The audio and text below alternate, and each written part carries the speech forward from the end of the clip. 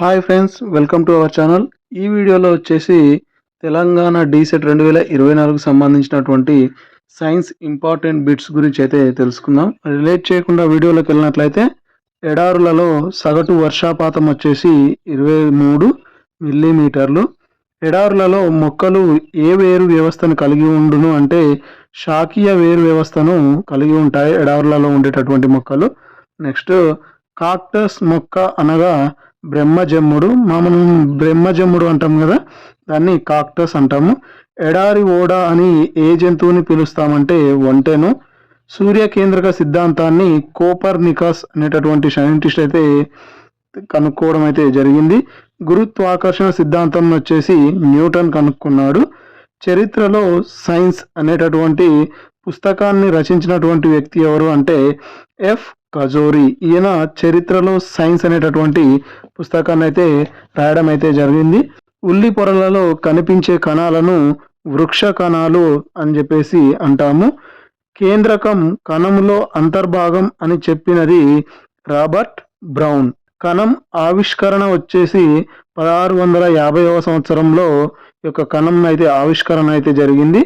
Next, దాని యొక్క కేంద్రకాన్ని 1831లో కనుక్కోవడం అయితే జరిగింది. అయితే దీని ప్రకారం కేంద్రకంను కనుక్కోవడానికి పట్టినటువంటి కాలము 180 సంవత్సరాలు. అంటే కణం ఆవిష్కరణ జరిగిన తర్వాత కేంద్రకాన్ని కనుక్కోవడానికి 180 సంవత్సరాలు అయితే పట్టింది. నెక్స్ట్, పెలిన్, పాంటానా మరియు మరికొందరు మొదటిసారిగా జంతువుల బాహ్య చర్మంలోని ఉపకళ కణాలలో కేంద్రకాన్ని అయితే సూచించినది 18వ శతాబ్దంలో. వీళ్ళు జంతువుల బాహ్య చర్మంలోని ఉపకళ కణాలలో కేంద్రకాన్ని అయితే కనుక్కోవడం అయితే జరిగింది ఈ యొక్క పెలిన్, పాంటానా అండ్ మరికొందరు కలిసి. నెక్స్ట్, బుగ్గ కణాల చుట్టూ ఉన్న పొరను కణత్వచం అంటారు. కణత్వచం కణానికి ఆకారంను ఇస్తుంది. దీని ద్వారా కొన్ని పదార్థాలు మాత్రమే లోపలికి బయటకి వెళ్ళడానికైతే అవకాశాన్ని అయితే కలిగిస్తుంది. నెక్స్ట్, ఒకే కణంతో నిర్మితమైన జీవులను ఏకకణ జీవులు అని చెప్పేసి అంటారు. ఒకటి కంటే ఎక్కువ కణాలు గల జీవులను బహుకణ జీవులు అని చెప్పేసి చెప్పడం అయితే జరుగుతుంది. నెక్స్ట్, మైక్రాన్ అంటే మీటరులో మిలియన్ వంతు. ఒక మీటర్లో ఉన్నటువంటి మిలియన్ వంతుని మైక్రాన్ అని చెప్పేసి అంటాము. నెక్స్ట్, అతి చిన్న బ్యాక్టీరియా కణం పొడవు వచ్చేసి 0.1 నుంచి 0.5 మైక్రాన్లు అయితే ఉండడం జరుగుతుంది. ఇది ఇంపార్టెంట్. నెక్స్ట్, మానవుని కాలేయం మూత్రపిండ కణాల పొడవు వచ్చేసి 20 నుంచి 30 మైక్రాన్లు ఉంటుంది.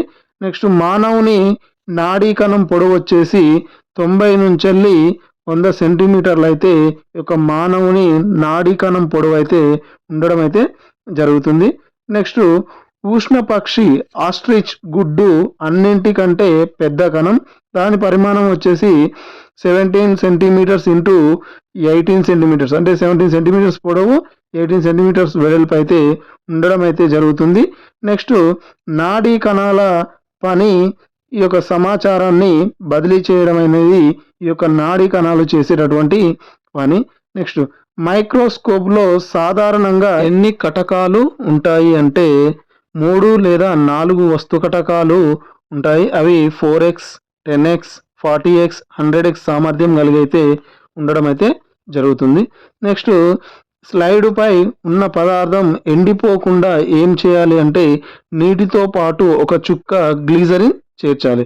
అయితే ఈ యొక్క స్లైడ్ల మీద మనం చూస్తాం కదా, అది స్లైడ్ల పైన పెట్టినటువంటి పదార్థం ఎండిపోకుండా ఉండడం కోసం నీటితో పాటు ఒక చుక్క గ్లిజరిన్ని చేర్చాలి. దానివల్ల అది ఎండిపోకుండా తడిగా ఉండడం వల్ల మనకైతే ఒక మైక్రోస్కోప్లో మంచిగా కనిపించడానికైతే ఆస్కారం ఉంటుంది.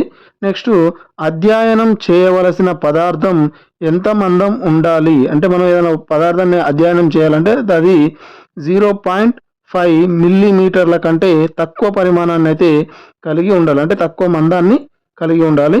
నెక్స్ట్, సాఫ్రనిస్ తయారీ కొరకు ఏమేమి ఉపయోగిస్తారు అంటే 1/4 టీ స్పూన్ సాఫ్రాలిన్ను 100 ml నీటిలో కలుపుతారు. దాని ద్వారా ఏర్పరచడం అయితే జరుగుతుంది. నెక్స్ట్, కణం కనుక్కున్న తర్వాత కేంద్రకాన్ని కనుక్కోవడానికి దాదాపు 180 సంవత్సరాలు అయితే పట్టింది. అది ఇంతకుముందుకే చెప్పడం అయితే జరిగింది. ఇది ఫ్రెండ్స్ ఈ వీడియో. మరి ఇలాంటి మరిన్ని వీడియోస్ కోసం తప్పకుండా నా యొక్క ఛానల్ని సబ్స్క్రైబ్ చేసి మీ యొక్క ఫ్రెండ్స్ తోటి షేర్ చేసుకోండి. Thank you for watching.